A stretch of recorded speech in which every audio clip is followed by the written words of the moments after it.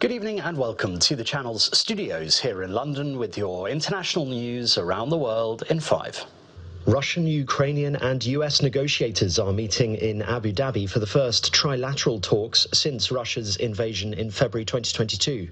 The Kremlin confirmed Russian officials would attend the talks following a meeting between President Vladimir Putin and US envoys in Moscow. Russia described those talks as useful in every respect, but said a long-term peace deal could not be reached until territorial issues had been resolved. Ukrainian President Volodymyr Zelensky said he regarded the Abu Dhabi talks as a step hopefully towards ending the war.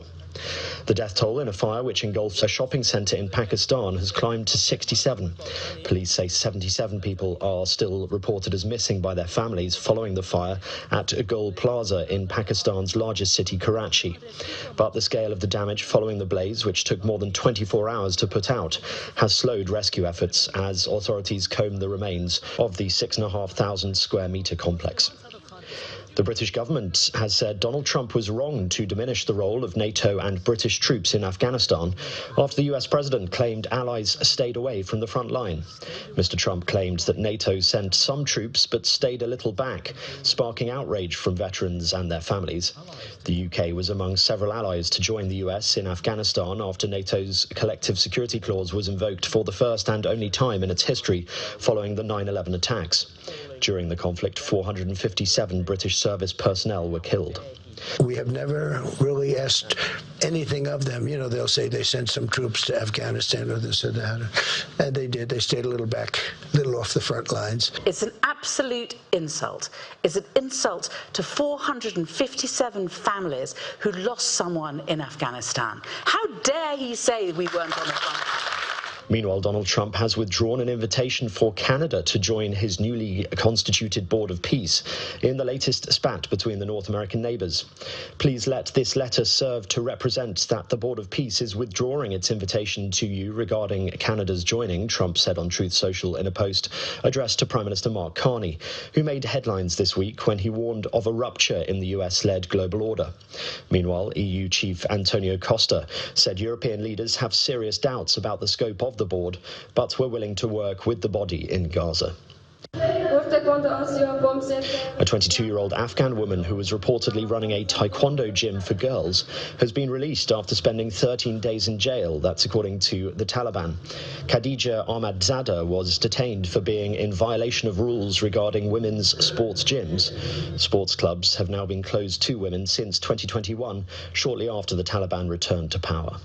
The head of South Sudan's armed forces have given soldiers 7 days to crush the rebellion in the east. That is a potential threat to the capital, Juba. The Sudan People's Liberation Army in opposition has attacked and captured several areas in Jonglei state. The latest fighting has threatened Jonglei's capital, Bor, 2 hours' drive from Juba. There are fears that the fighting could reignite a full-blown civil war in the country. And a mega rocket set to take astronauts around the moon for the first time in decades is being taken to its launch pad. The Artemis 2 moon rocket is being moved from its assembly point to the launch area 4 miles away. The short trip through part of NASA's Kennedy Space Center is expected to take up to 12 hours. The mission, which could blast off as soon as the 6th of February, is expected to take 10 days. It is part of a wider plan aimed at returning astronauts to the lunar surface. Yeah, so the first one was literally no one on board. Just send the spaceship around the moon, test it, see whether that worked. Artemis 2 is the next step up. Let's test the spaceship with a crew on board, see how everything works. And then Artemis 3 is the one that everyone's waiting for, which is where they go down to the surface. So it's really about testing the capsule, the Orion system. That's the main focus of the mission. There's a reasonable amount of other space experiments going on. There are some CubeSats that are going along for the ride as well. But it's really about testing how Orion works in space with people on board, testing all of the life support, testing things like how the toilet system works, which is pretty significant. It is, yeah, that would be important if you're up there. And so all of those things have to be done. It's one thing to send an uncrewed probe around and see how that does. It's another thing to put people on board. And that's your international news around the world in 5. Now back to the channel's studios in Lagos.